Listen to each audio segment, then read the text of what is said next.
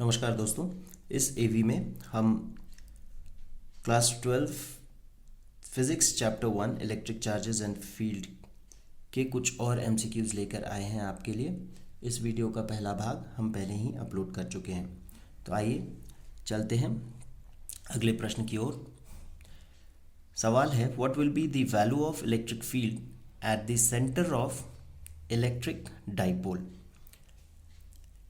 इस सवाल का जवाब जानने के लिए आपको इस इक्वेशन को जानना है कि E यानी कि इलेक्ट्रिक फील्ड जो एक्सियल है that is equal to twice the electric field at equatorial. ये इक्वेशन आपको टेक्स्ट बुक में मिल जाएगा। तो इसका मतलब यही है कि इलेक्ट्रिक फील्ड जो सेंटर पे होगा वो होगा जो चार्ज है उसका डबल, जो कि दिया गया है ऑप्शन सी में, twice the electric field due to one charge at centre. तो इसका सही जवाब ऑप्शन सी है। अगला सवाल है, an electric dipole of moment p is placed in a uniform electric field E. The maximum torque experienced by the dipole is। Dipole के लिए torque maximum is equal to PE sine theta. तो अगर हमें maximum torque चाहिए तो ये एक दूसरे के परपेंडिकुलर होने चाहिए। परपेंडिकुलर होंगे तो थीटा की वैल्यू 90 हो जाएगी। Sine 90 is the highest value that we can get. तो साइन 90 1 होगा तो ये इक्वेशन कन्वर्ट हो जाएगा tau max is equal to PE में, और ये ऑप्शन दिया है ऑप्शन ए में। तो सही जवाब होगा ऑप्शन ए PE। अगला सवाल है, out of the following is not a property of field lines. Electric field lines की कुछ प्रॉपर्टी जो कौन सी इसमें से सही नहीं है। Field lines are continuous curves without any break. अब ये सही है। Two field lines can't cross each other, ये भी सही है। Field lines start at positive charges and end at negative charges, ये भी सही है।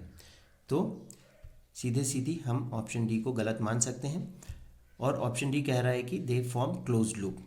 ये गलत है। ज़रूरी नहीं कि हर बार इलेक्ट्रिक फील्ड के जो फील्ड लाइंस हैं वो क्लोज लूप फॉलो करें। ऐसा मैग्नेटिक फील्ड के साथ होता है, मैग्नेटिक फील्ड लाइंस के साथ होता है, लेकिन इलेक्ट्रिक फील्ड में ये हमेशा ज़रूरी नहीं है।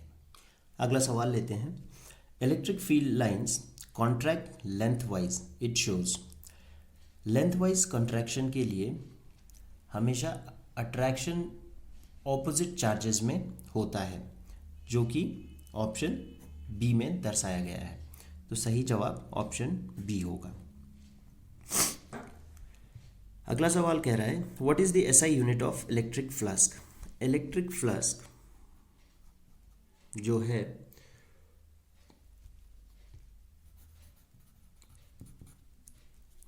उसके यूनिट के लिए हमें यूनिट ऑफ E और unit of electric flux phi is equal to E dot change in S और डेल्टा S। तो unit of E newton per coulomb, ये हमने पिछले वीडियो में भी बात की थी, और डेल्टा S हो जाएगा मीटर स्क्वायर। तो newton inverse metre inverse metre square. तो ये अगर देखें तो ये ऑप्शन पहले ऑप्शन में ये आंसर दिया हुआ है, तो इसका सही जवाब ये होगा। जैसा कि मैंने आपको पहले भी बताया था, हर फिजिकल क्वांटिटी के SI यूनिट को ध्यान में रखिए, उसके डायमेंशनल फार्मूला को ध्यान में रखिए, उसके डेफिनेशन को ध्यान में रखिए, और क्या वो फिजिकल क्वांटिटी स्केलर है या वेक्टर है ये ध्यान में रखिए। इससे बहुत सारे MCQs सॉल्व करने में मदद मिल जाते हैं। अगला सवाल है, विच quantity is a vector quantity among the following. Electric flux scalar quantity है, इलेक्ट्रिक चार्ज भी स्केलर है, इलेक्ट्रिक फील्ड जो है वो एक वेक्टर क्वांटिटी है।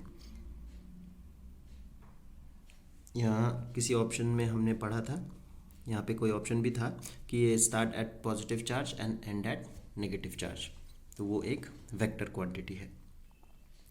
अब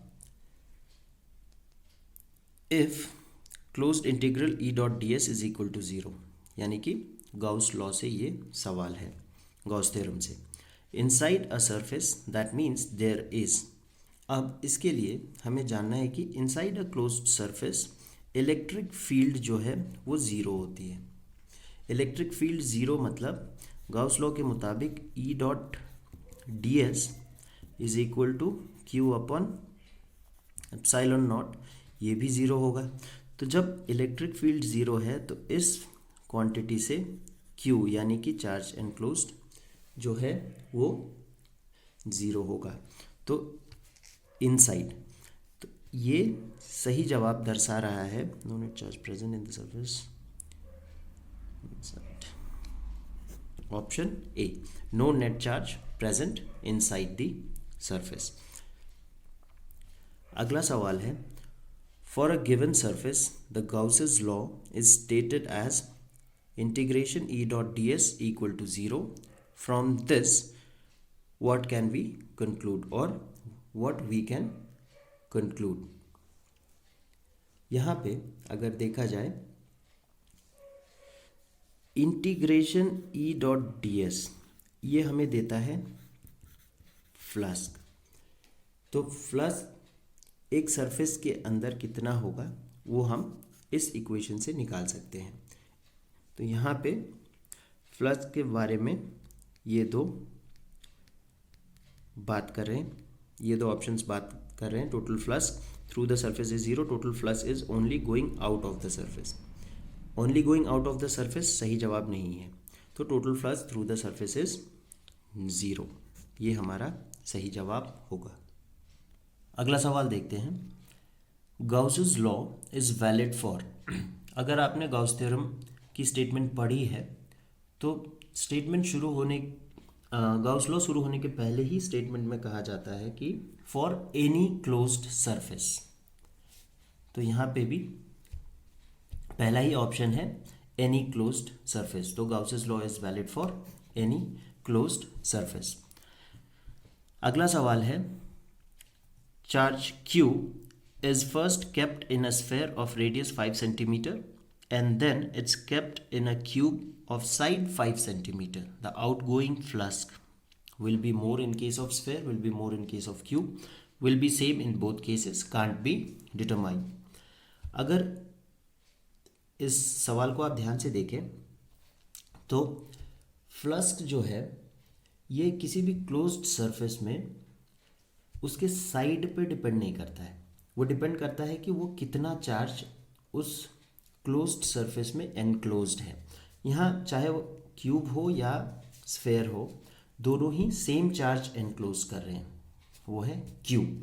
तो दोनों में आउटगोइंग फ्लक्स सेम होगा क्योंकि charge is independent of the shape और size of the surface that is enclosing the charge. अगला सवाल है, charge on a conducting metal sphere is present. इसके लिए आपने देखा होगा जो हम बात कर रहे थे electric field is equal to zero, तो इलेक्ट्रिक चार्ज भी ज़ीरो होगा। इसका सबसे फेमस एग्जाम्पल है कि जब लाइटनिंग या थंडरिंग होती है तो किसी भी व्यक्ति को कहा जाता है कि आप अपने कार से बाहर मत उतरिए। क्यों? क्योंकि जो उसका सरफेस है वो चार्ज्ड हो जाता है। तो यहाँ पे charge on a conducting metal sphere is present on the surface of the sphere, ये सही जवाब होगा। अगला सवाल है, according to Gauss law electric field of an infinitely long straight wire is proportional to R, 1/r², 1/r³ और 1/r। अब electric field of infinitely long straight wire, इसका फॉर्मूला है E equal to lambda 2 pi epsilon naught R। अगर हम इन सब को constant माने तो हम इसको लिख सकते हैं कि E is inversely proportional to R, और ये ऑप्शन डी में दिया गया है। तो सही जवाब होगा प्रोपोर्शनल टू 1/R। अब अगला सवाल है, A spherical cell of radius r has a charge plus q units. The electric field due to the shell at a point. इसमें दो चीज़ों के बारे में बात हो रही है, एक इलेक्ट्रिक फील्ड इनसाइड और एक इलेक्ट्रिक फील्ड आउटसाइड। तो हम पहले इसका फॉर्मूला लिख लेते हैं। इलेक्ट्रिक फील्ड इनसाइड हम कब से बात कर रहे हैं, ज़ीरो ही होगा, और इलेक्ट्रिक फील्ड आउटसाइड के लिए फॉर्मूला है 1/4πε0 Q/r²। तो इसको अगर हम प्रोपोर्शनैलिटी के तौर पे लिखें तो हम ये सब को कांस्टेंट मानेंगे। तो E outside is inversely proportional to r² और r⁻²। तो inside is 0, outside it varies as -2। तो ये अगर आप देखें तो इन सब में inside is 0 varies at r⁻1 outside it, ये सही जवाब नहीं है। इनसाइड इज कांस्टेंट, ये भी नहीं है। Inside is 0 and varies at r⁻² outside it, ये सही जवाब है। इसको करने के लिए हमें फॉर्मूला जानना होगा। और इस AV का अंतिम सवाल, a point charge is kept at the center of a metallic insulated spherical shell, then electric field जो है इनसाइड वो 0 होगा एवरी पॉइंट पे। तो अभी देख लेते हैं। ऑप्शन है electric field outside the sphere is 0, ये नहीं हो सकता। Electric field inside the sphere is 0, ये है सही जवाब, क्योंकि जो चार्ज है वो centre of the metallic insulated spherical shell पे रखा गया है। तो electric field inside the sphere is 0, तो ऑप्शन बी है सही जवाब। Electric field inside the sphere is 0। इस AV में इतना ही, धन्यवाद।